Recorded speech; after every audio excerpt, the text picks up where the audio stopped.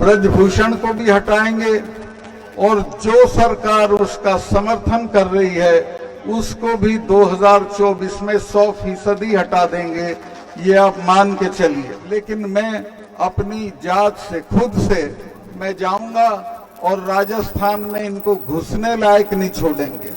ये चुनाव की तो बात ही छोड़ दें, इनको गांव गांव घसीटा जाएगा, गांव गांव इनकी दुर्गति होगी और लोग इनसे अपनी बेटियों का बदला लेंगे। ये सरकार 24 में अगर आप नहीं हटाओगे तो आप हट जाओगे।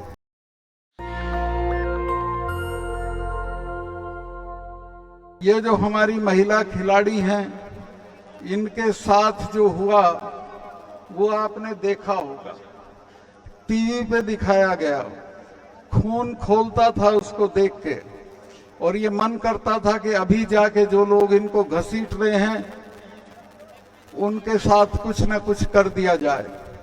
लेकिन लोकतंत्र में जिस तरीके से होता है हम उस तरीके से करेंगे।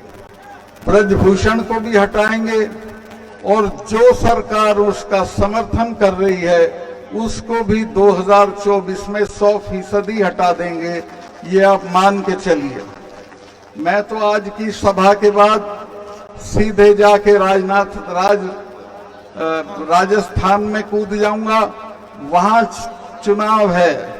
अगर ये राजस्थान में हार गए तो बीजेपी पार्टी के लोग इनको हटा देंगे और ये वहां हार जाएंगे। मैं पहलवान भाइयों को भी कहूंगा अगर 1-2 दिन के लिए वहां आ सकेंगे तो वहां की जनता इनके लिए तैयार खड़ी है, इनके समर्थन के लिए तैयार खड़ी है। मेरे पास कई दिन से वहां से फोन आ रहे हैं, एमएलएस के, स्टूडेंट यूनियन के अध्यक्ष के, जयपुर यूनिवर्सिटी का जो अध्यक्ष है निर्मल, उसके कि साहब हमारे यहाँ इनको लाओ और हम इनको घुमाएंगे।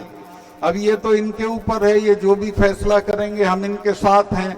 लेकिन मैं अपनी जात से खुद से मैं जाऊंगा और राजस्थान में इनको घुसने लायक नहीं छोड़ेंगे। ये चुनाव की तो बात ही छोड़ दें, इनको गांव गांव घसीटा जाएगा, गांव गांव इनकी दुर्गति होगी और लोग इनसे अपनी बेटियों का बदला लेंगे। मैं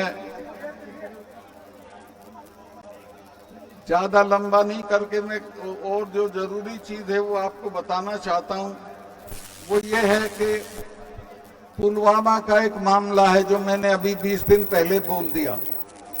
उसके बाद से मेरे जो कार्यकर्ता थे उन सब के यहाँ सीबीआई भेज दी इन्होंने। उन पे कुछ था नहीं, क्या निकलने वाला था, लेकिन वो इसलिए कि ये जो पुलवामा है इसमें हमारे 40 लड़के शहीद हुए और उनकी लाश पे खड़े होके इन्होंने चुनाव लड़ा।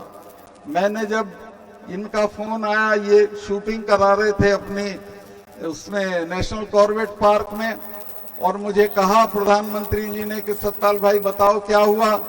मैंने बताया कि साहब ऐसे ऐसे हुआ और हमारे 40 से ज्यादा नौजवान मारे गए और उसमें हमारी भी गलती रही। तो इन्होंने पूछा क्या, मैं कहा उन्होंने 5 जहाज मांगे थे, अगर वो 5 जहाज मिल जाते तो इनको सड़क से नहीं चलना पड़ता। तो मुझे प्रधानमंत्री जी ने कहा कि तुम अभी चुप रहो। मैं 2 चैनल को बोल चुका था। खैर उसके 25 मिनट बाद जो देश का नेशनल सिक्योरिटी एडवाइजर है, क्या नाम है उसका, अजीत डोभाल, वो मेरा क्लास फेलो भी रहा है लॉ में, फिर उसका फोन आया और उसने भी यही कहा कि मलिक साहब आप इस पे अभी मत बोलिए, चुप रहिए। मैं समझा शायद ये जांच करेंगे, आज तक उसकी जांच नहीं हुई और उसको पाकिस्तान की तरफ मोड़ के उस मुद्दे पे इन्होंने चुनाव लड़ा और जीता।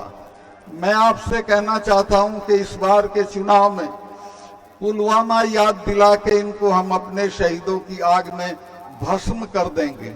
इन्होंने जिस तरह हमारे बच्चों के साथ ज्यादती की, मेरे से मांग लेते, 5 जहाज में गवर्नर था, 15 मिनट में दिला देता, लेकिन उन्होंने होम मिनिस्ट्री से मांगे और होम मिनिस्ट्री ने उनको जहाज नहीं दिए और वो सब बच्चे शहीद हो गए। दूसरे,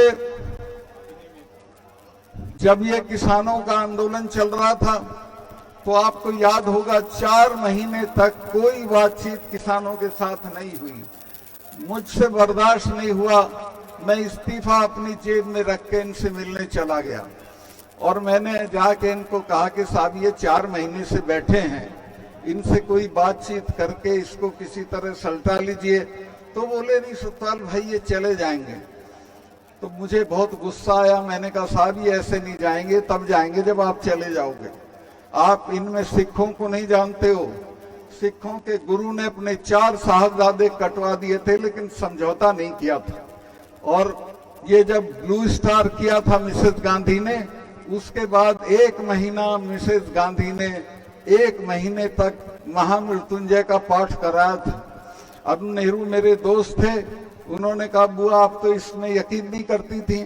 तो मिसेस गांधी ने कहा कि नहीं भैया तुम्हें पता नहीं है, जिसने भी इनका स्वर्ण मंदिर छुआ है वो आज जिंदा नहीं है, ये मुझे मारेंगे।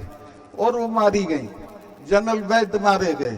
तो मैं कहा साहब जिन कौमों से लड़ो उनके बारे में जान लो कि लड़ किन से रहे हो। और इनके साथ ये हमारे वाले हैं, ये तो 6ठे महीने लाल किले पे चढ़े रहते हैं। इन्होंने तो अकबर की कब्र खोद के उसका दाह संस्कार कर दिया था। तो ये लड़ने की चीज नहीं है, ये बातचीत करने की चीज है। लेकिन उस वक्त प्रधानमंत्री बहुत घमंड में थे। 2 महीने बाद तो माफी मांग के वो कानून वापस करने पड़े। और इसी तरह मैं बता रहा हूं इन बच्चियों का, आप इनको समर्थन देते रहिए, माफी मांग के इनकी मांगे मानी जाएंगी और ये जीत के निकलेंगे। ये सरकार 24 में अगर आप नहीं हटाओगे तो आप हट जाओगे। खेती को खत्म कर देगी, फौज को खत्म कर देगी, अग्निवीर ला के फौज को तो वैसे ही खत्म कर दिया है।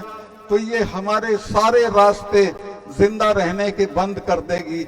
लेकिन अगर आपने हटा दिया तो फिर वाकई एक अच्छा वक्त इस देश में आएगा। तो मैं आपसे कहूंगा कि उस दिन आप मत भूलना, आपकी आदत है, आप इकट्ठा रहना, जात पात में मत जाना और इकट्ठा होकर इस सरकार को हटा देना, बर्खास्त कर देना और एक तरह से परास्त कर देना। बहुत लंबा में हो गया।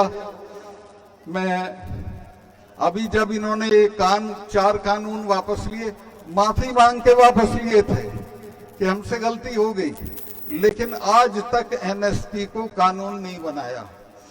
बिना एमएसपी के किसानों का गुजारा नहीं है।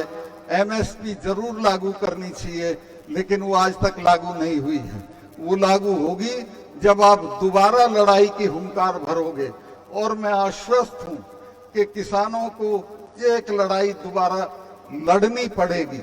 वो चाहे चुनाव से पहले लड़ो या चुनाव के दिन लड़ो, एक लड़ाई और लड़नी पड़ेगी एमएसपी के लिए। नेशनल दस्तक की आपसे गुजारिश है कि अगर इसको बचाना चाहते हैं तो नेशनल दस्तक को सब्सक्राइब करने के लिए रेड कलर के सब्सक्राइब बटन को दबाएं, फिर बेल आइकन की घंटी दबाएं। नेशनल दस्तक को बचाने के लिए बहुत जरूरी है कि हर खबर को शेयर करें, लाइक करें, कमेंट जरूर करें।